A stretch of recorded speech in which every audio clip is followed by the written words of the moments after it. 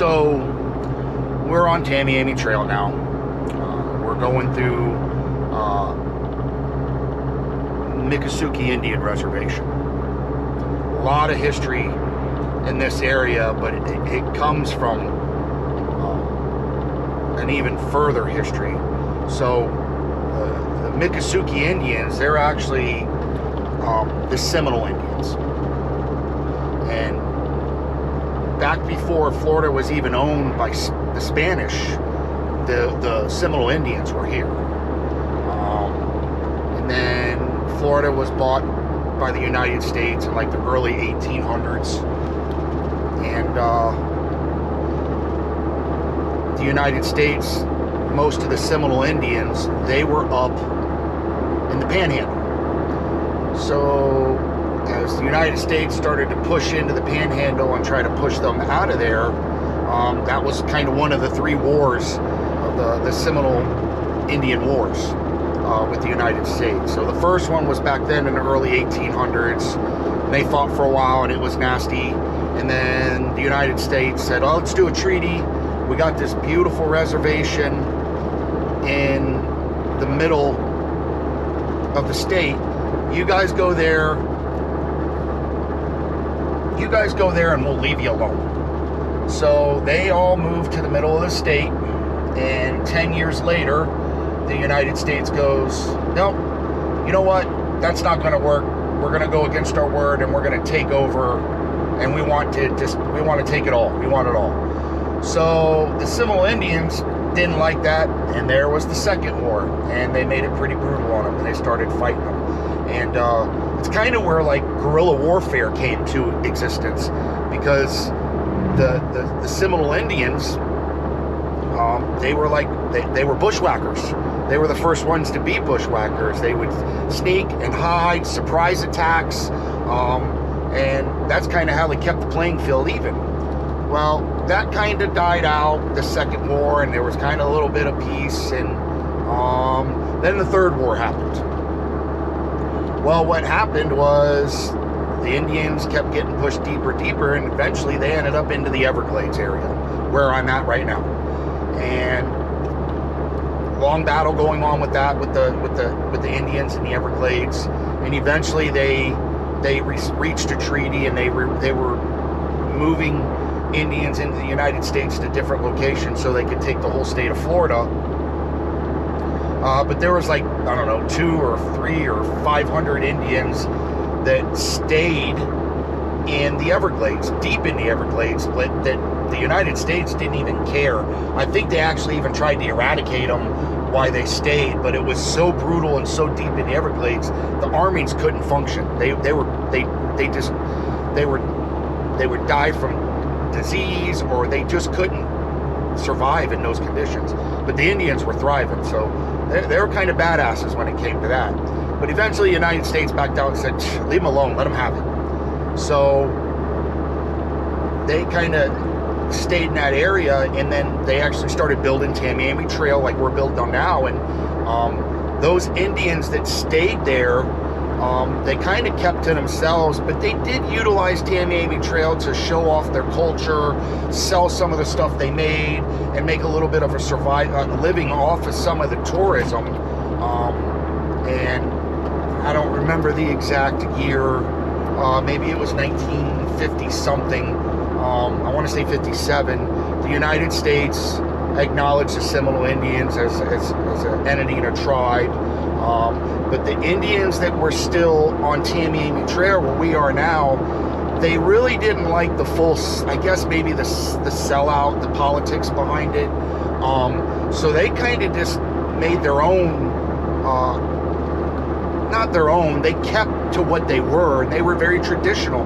They wanted to keep the traditional way of where they came from. So, I don't know, like 5-6 years later, the government acknowledged the Miccosukee Indians, which is what they are right now. So there's a lot of history here, going way back to before the Spanish. But we're coming up to not Chrome Road, I'm sorry. We're coming up to Loop Road, and we're going to go down Loop Road. I'm going to see what kind of wildlife we can find, what kind of cool stuff, because there's a lot of history on Loop Road too, and there's just a lot of really cool things to look at. So I'm going to see what I can find for you guys, and just enjoy the view, and just wanted to give you a little history, because I don't know, you can feel it. I can feel it when I'm going there. You can just feel the history of it and what these people have worked for to keep what they have. So stay tuned.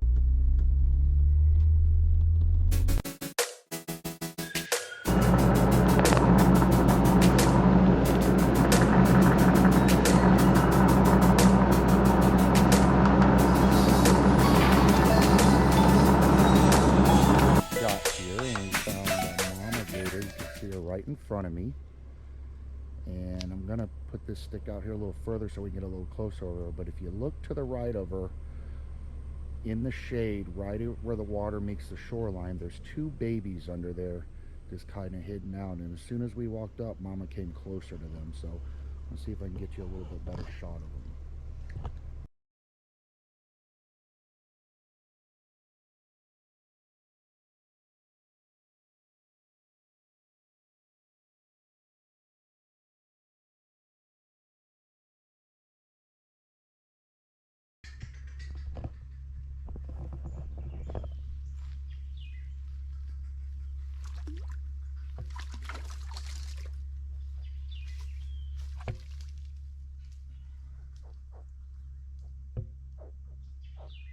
We got some babies here also, guys. There's a baby. Just took off into the water. They're all in here. See them all hanging out.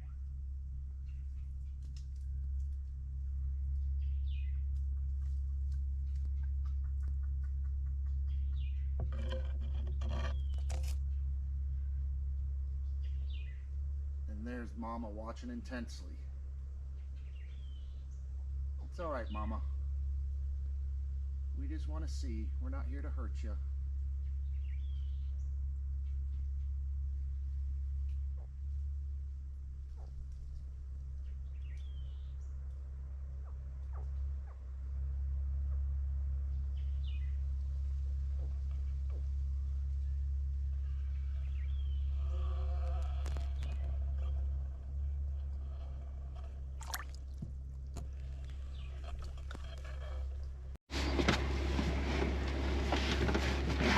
Well, that was pretty cool.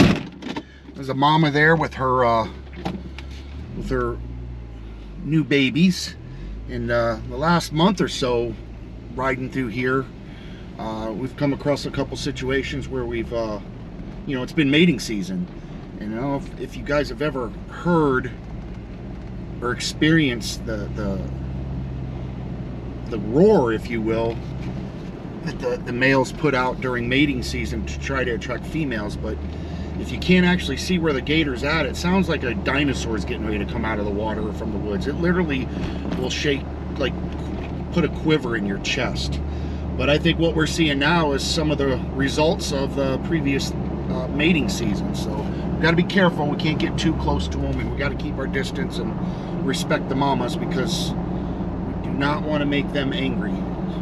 We're going to move on here and see whatever else we can find. We'll let you do.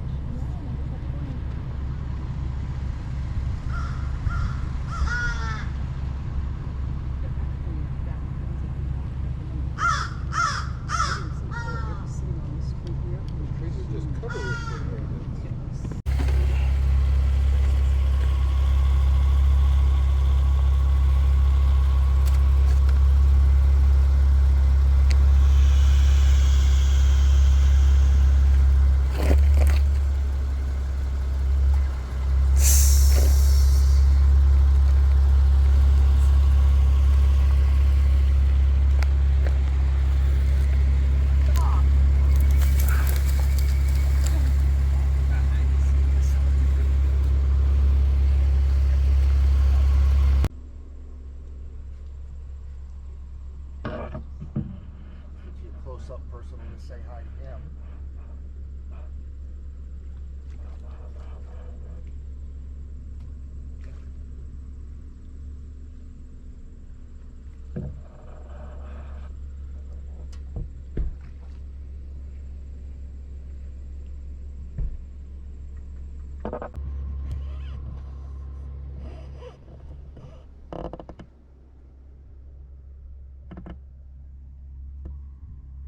Girl?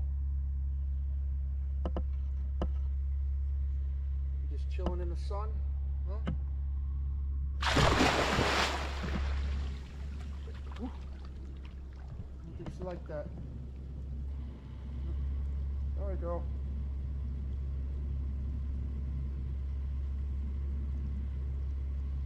Earlier I was telling you about Lucky Speakeasy and that on I saw that on YouTube, and we just passed that there with that white fence, and it's a pretty good show, a video to watch on YouTube if you research I think it's Loop Road, but he told a really funny story of back in the 70s when there was a bar that was on this road that he would visit.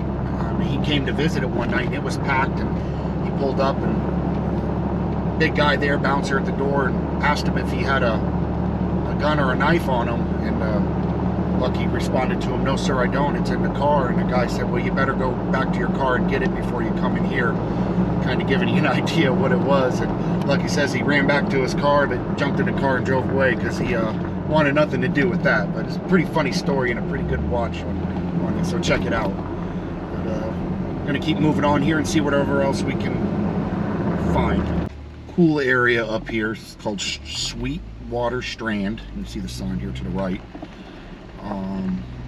Just a little, I guess, kind of a creek that kind of runs through, or one of the many passes of the Everglades as they flow different directions. But I'll show you as we get up here on this bridge. I'll kind of take the camera and pan it to the right, left here. Just a pretty cool view. Kind of opens up the cypress trees, and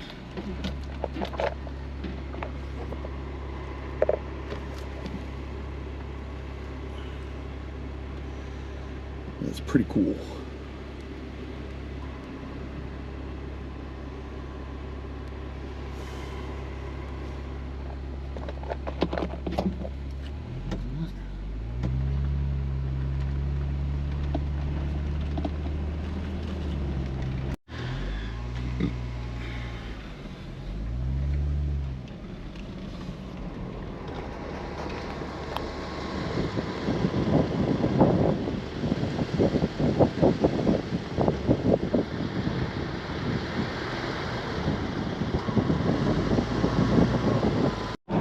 So if you get on Loop Road coming from Naples, if you're kind of heading south, when you get on Loop Road, you hit a dirt road, kind of rough. If you get on it coming from, say, the Chrome Road heading north, you get on a nice paved road, and at some point those two roads meet, and that's what we're coming across right here. So you go from real nice smooth driving to a little bit bumpier, so be ready for that. And it gets a little rougher as you move on, so you can get a little uncomfortable there for a while.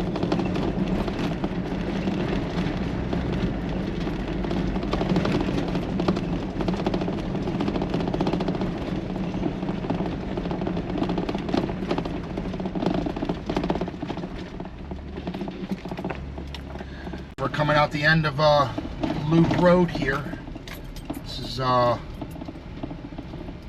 exiting kind of on the Naples side. We'll kind of make a turn to the right here. It's a little parking area off Tamiami Trail.